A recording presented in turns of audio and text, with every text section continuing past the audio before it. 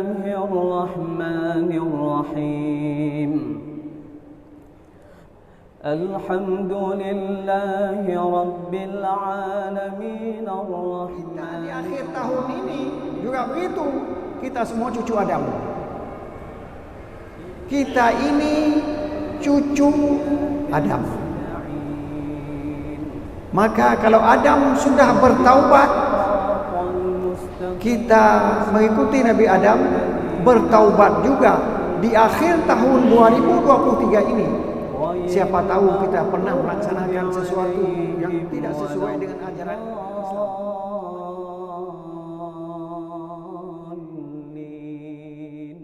Assalamualaikum warahmatullahi wabarakatuh. Alhamdulillahilladzi hadana lihadza وما كنا لنهتدي لولا أن هدانا الله أشهد أن لا إله إلا الله وأشهد أن محمدا رسول الله اللهم صل على سيدنا محمد وعلى آله وأصحابه ومن والاه. Hadirin hadirat beserta halaqah maghrib pada Masjid Raya Baitur Rahman yang kita cintai ini, para pendengar radio Baitur Rahman di mana saja Anda berada, para pendengar radio Republik Indonesia Banda Aceh,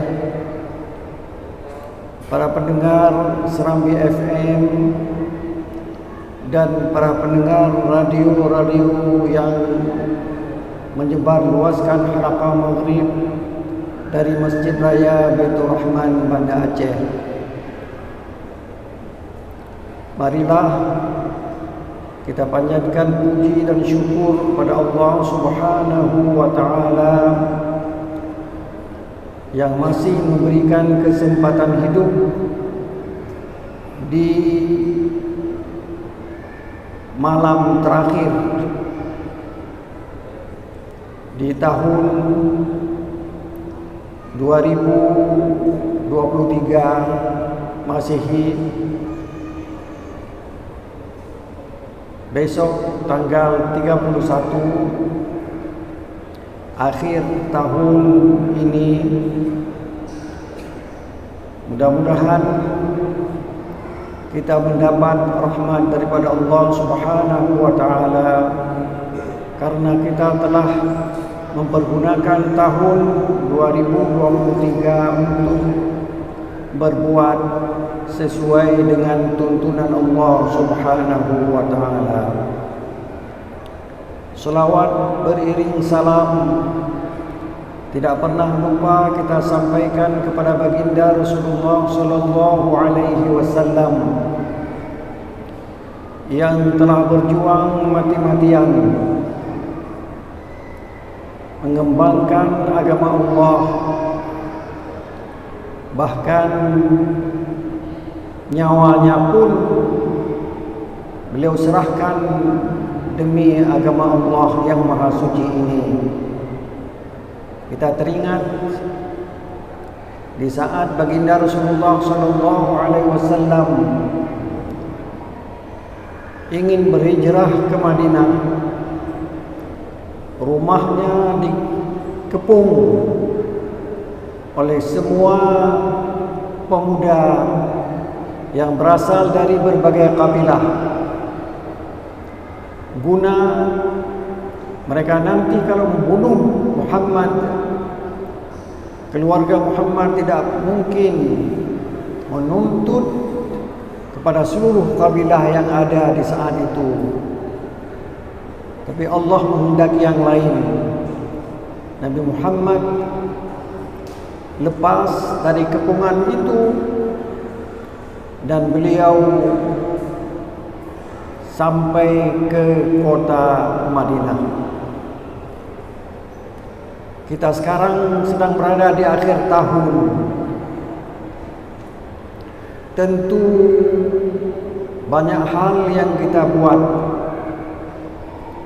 boleh jadi sesuai dengan perintah Allah. Kadang-kadang kita lupa mengingat perintah Allah, terbuatlah beberapa kesalahan. Sebenarnya umat manusia ini lahir dari keturunan Adam alaihi salam. Nabi Adam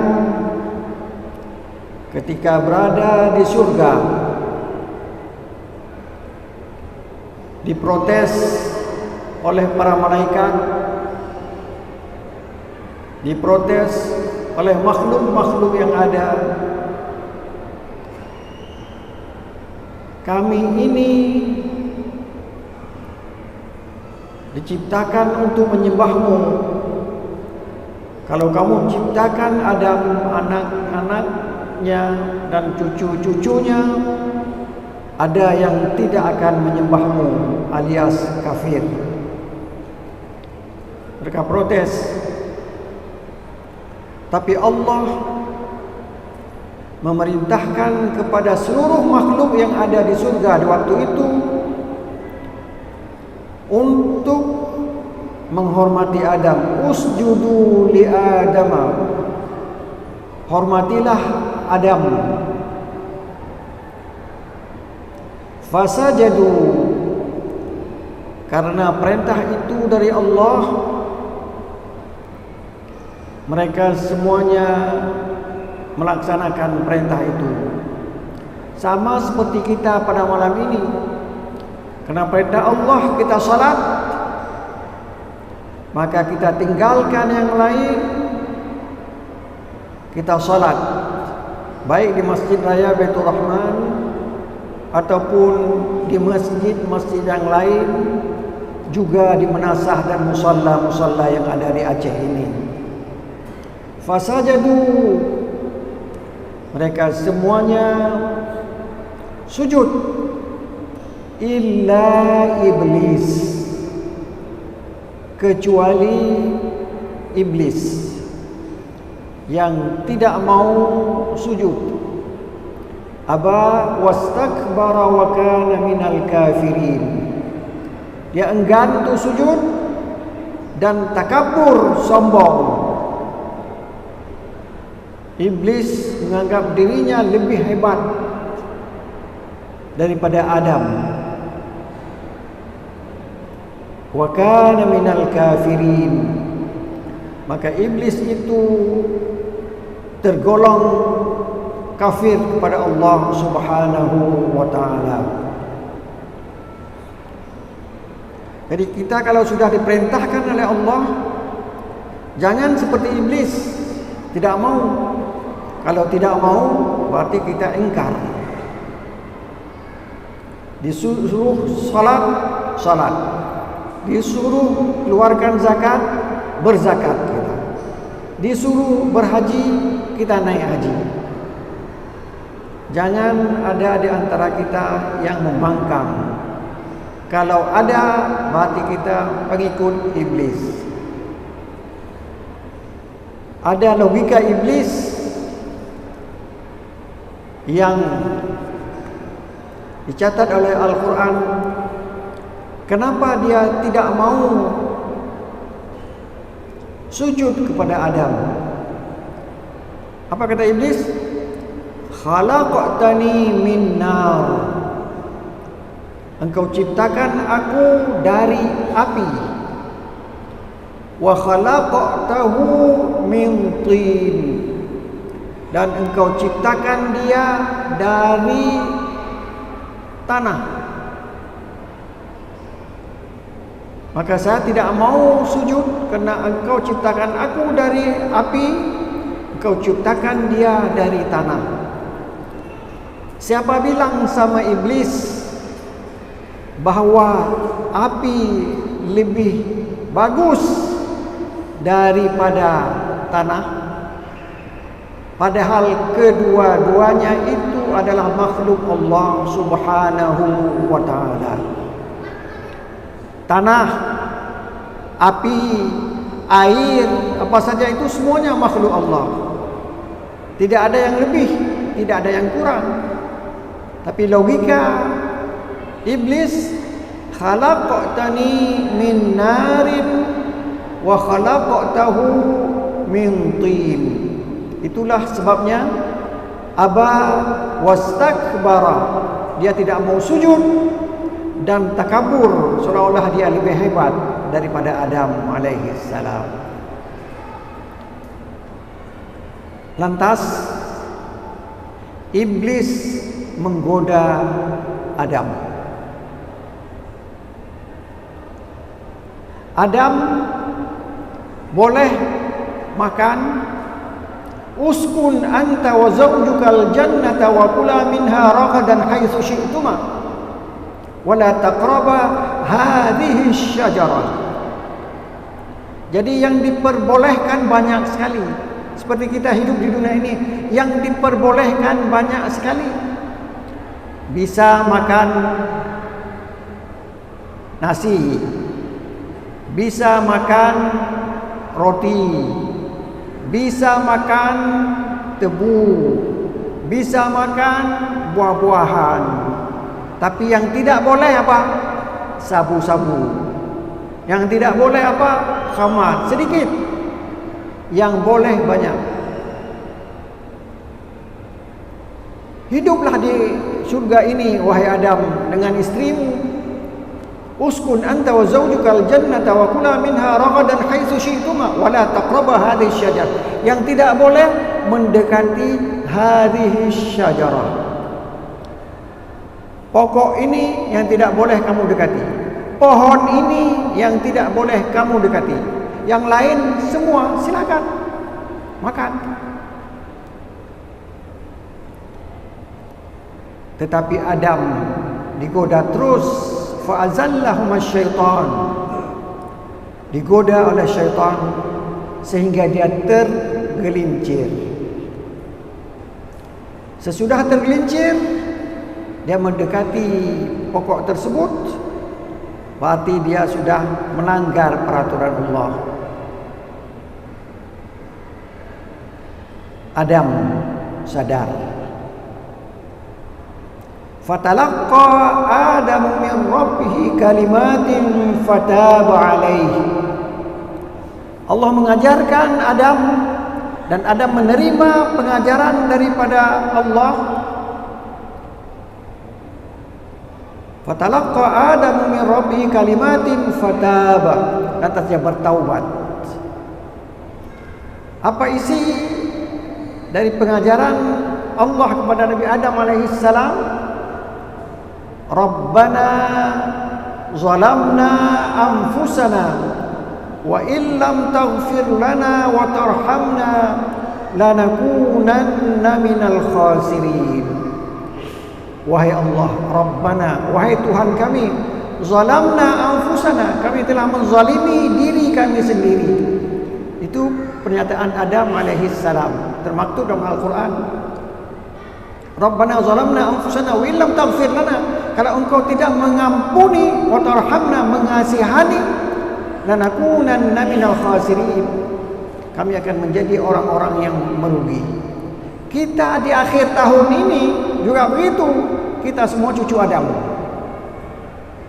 Kita ini cucu Adam.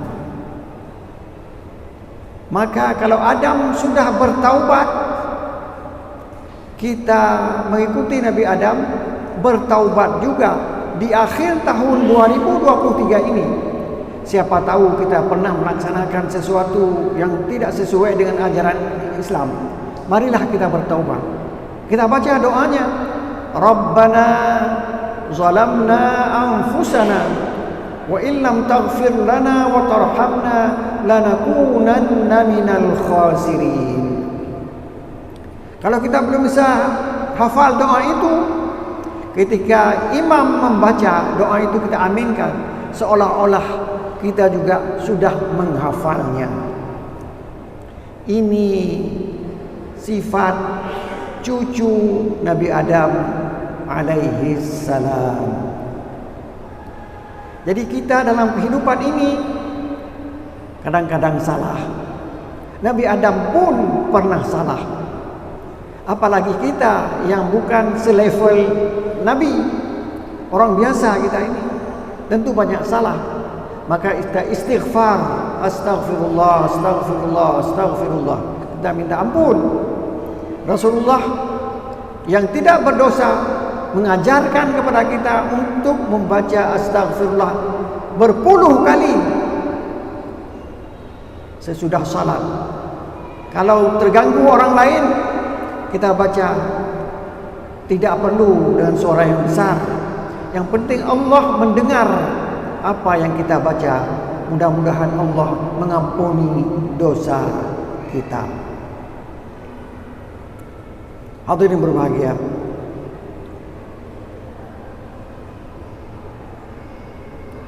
pernah kejadian di tahun ke-5 Hijrah, terjadi perang Bani Mustaliq. Nabi kalau mendengar ada sebuah kabilah ingin menyerang kota Madinah, Nabi lebih dulu pergi ke tempat itu.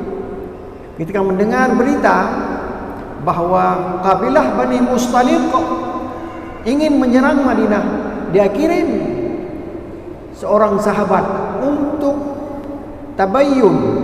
Tabayyun itu mencari berita yang betul.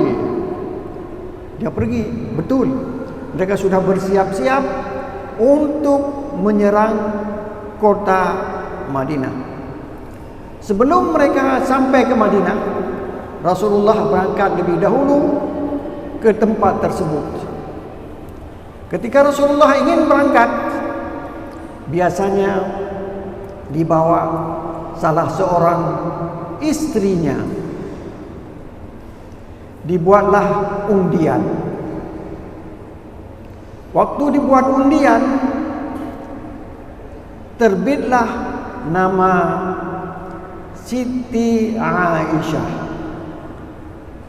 Jadi istri yang lain rela karena sudah diundi. Yang terbit nama Aisyah radhiyallahu anha. Jadi dalam perang Bani Mustaliq ini, yang ikut bersama Nabi, istrinya adalah Aisyah.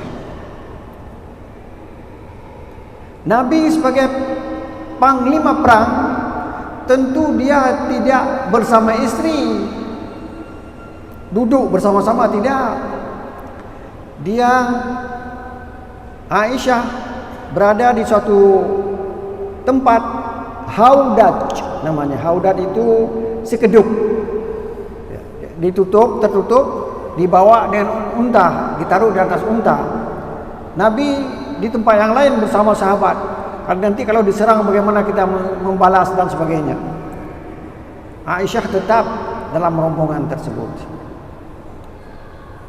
Berangkatlah dari Madinah ke Bani Mustaliq. Sesampai di Bani Mustaliq, rupanya mereka sudah ketakutan. Tidak terjadi perang.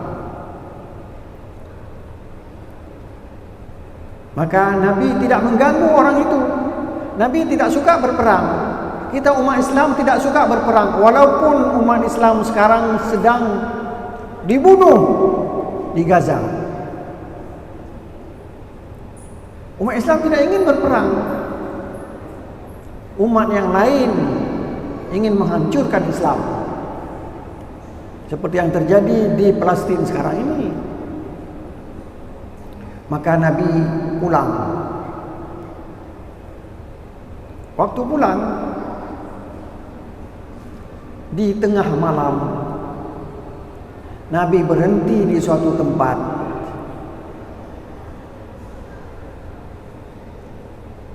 Aisyah turun dari haudaj, sekedupnya, untuk menunaikan hajatnya, qada hajat. Dia pergi. Sesudah dia qada hajat, dia akan kembali lagi ke haudaj, ke sekeduk itu. Dilihat oleh orang yang menarik unta tadi. Ini Aisyah sudah sampai. Sesampai di tempat itu, dia pegang rupanya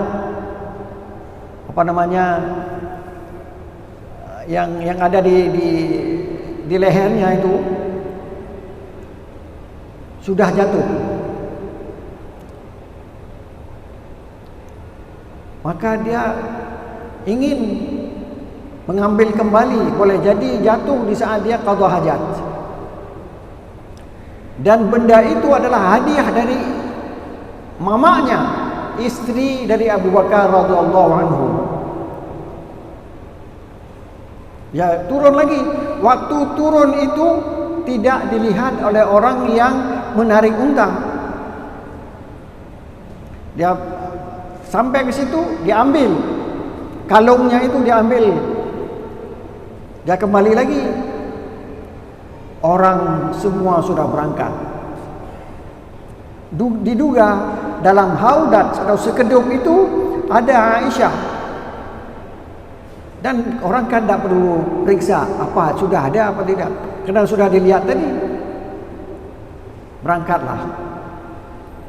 Biasanya Nabi memerintahkan kepada para sahabatnya, ada 1 atau 2 orang sahabat yang berangkat terakhir. Kenapa? Nanti kalau ada sesuatu yang tertinggal, misalnya kita akan berangkat, banyak hal barang-barang tertinggal, diambil, dibawa ke Madinah. Tugas itu diberikan kepada seorang yang ganteng namanya Safwan. Safwan melihat ada seseorang yang tertidur. Siapa ini? Dia dekati tanpa dipegang, tanpa disentuh. Dia tahu inilah Aisyah radhiyallahu anha. Dipersilakan naik ke unta yang dia tarik itu, dibawalah sampai ke Madinah. Dia sampai di Madinah, matahari sudah terbit. Jadi orang yang benci pada Rasulullah itulah orang munafik. Mencari-cari kesalahan Nabi Muhammad tidak dapat. Oh, ini kesalahannya. Dia bilang istrinya ini ada main dengan orang lain. Gitu.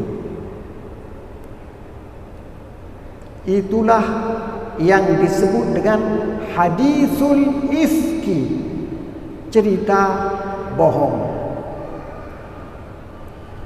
Aisyah tidak tahu bahwa orang sudah berbicara tentang dirinya. Karena orang munafik di depan kita ini baik, tapi di belakang kita ini paling benci kepada kita.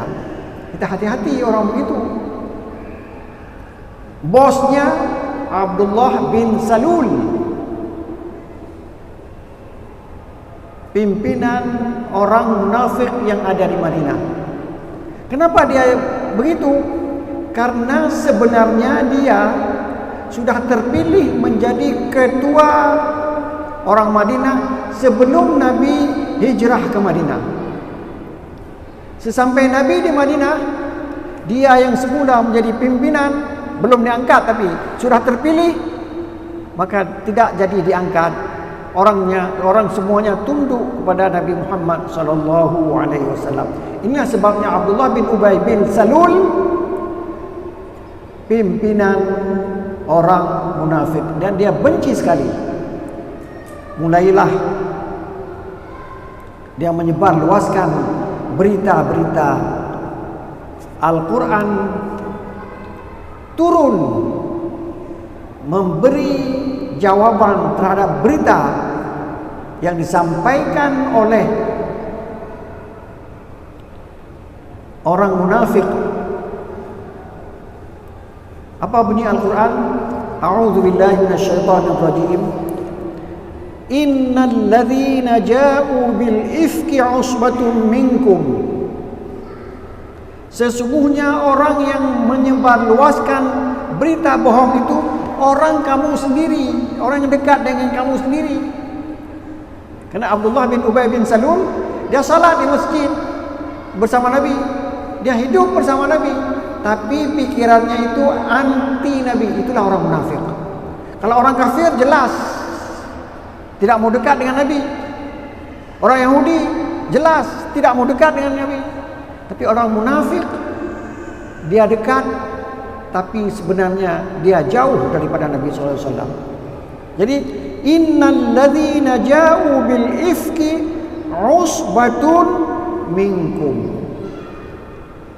Yang menyebarluaskan berita bohong itu orang kamu sendiri. La tahsabuhu syarran lakum.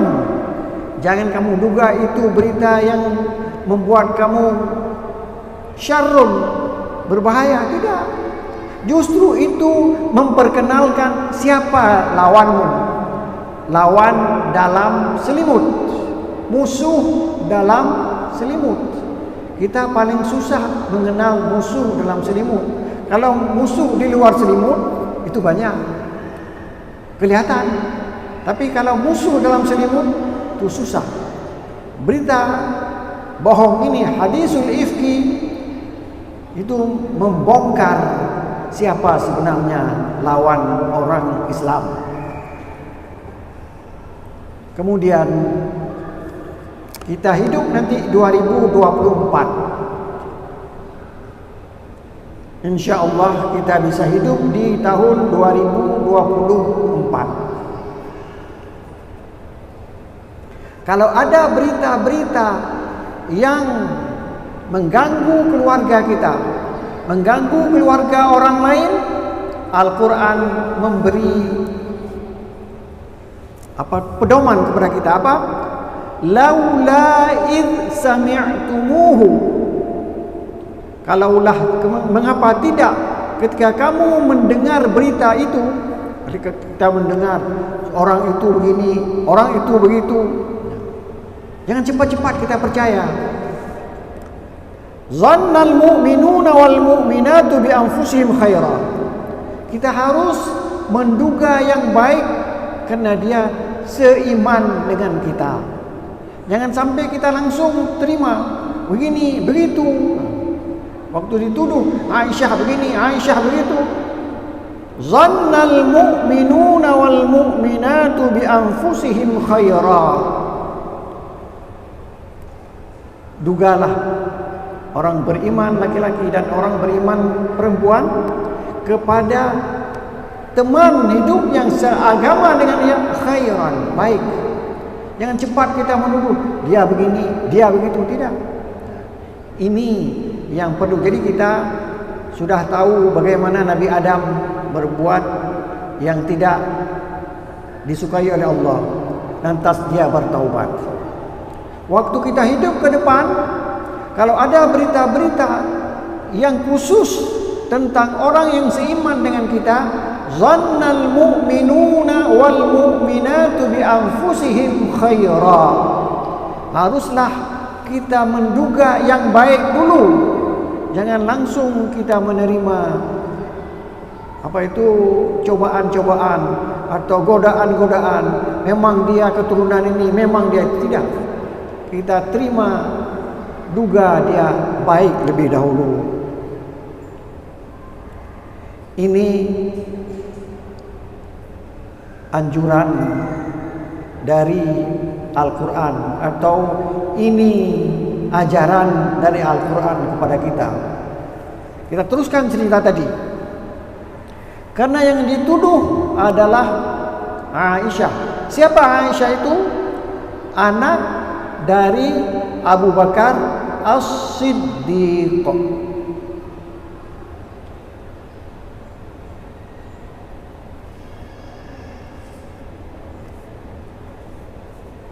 Anak Abu Bakar As-Siddiq. anak dia. Dan dia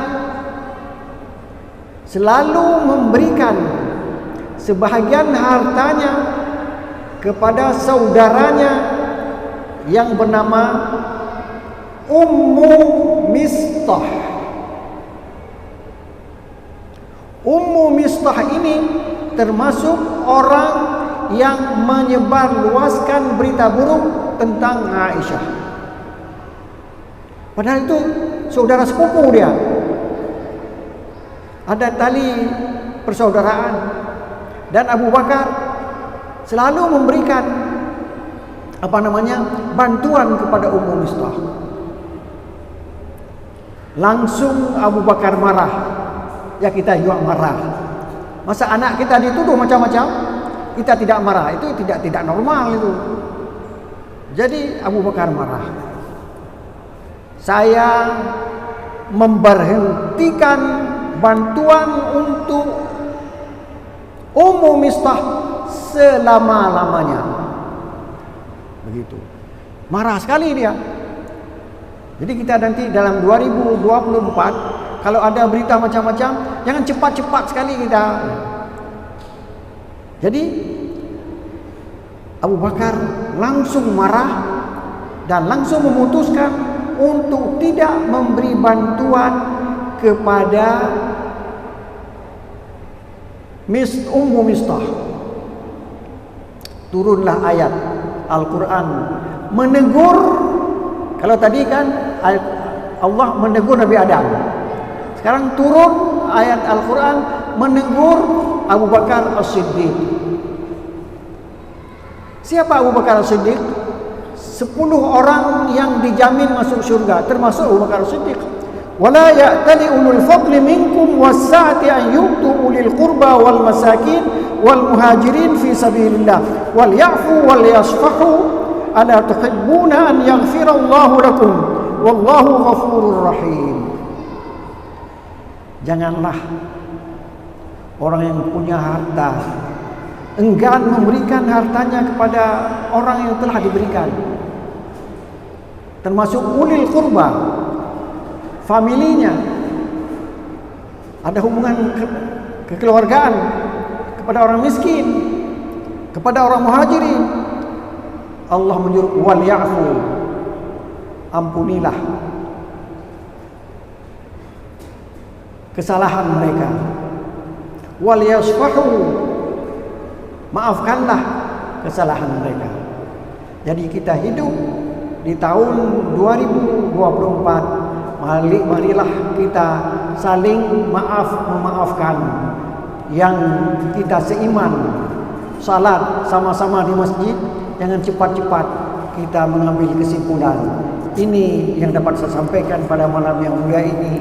Mudah-mudahan ada faedahnya, paling tidak untuk saya. Dan saya hanya menggantikan penceramah pada malam ini karena beliau berhalangan hadir. Menyuhana jaga lamdang darub janggang jid keraja. Wassalamualaikum warahmatullahi wabarakatuh. سبحان ربك رب العزة عما يصفون وسلام على المرسلين والحمد لله رب العالمين. الفاتحة. ورحمة الله. أعوذ بالله من الشيطان الرجيم. بسم الله الرحمن الرحيم. الحمد لله رب العالمين.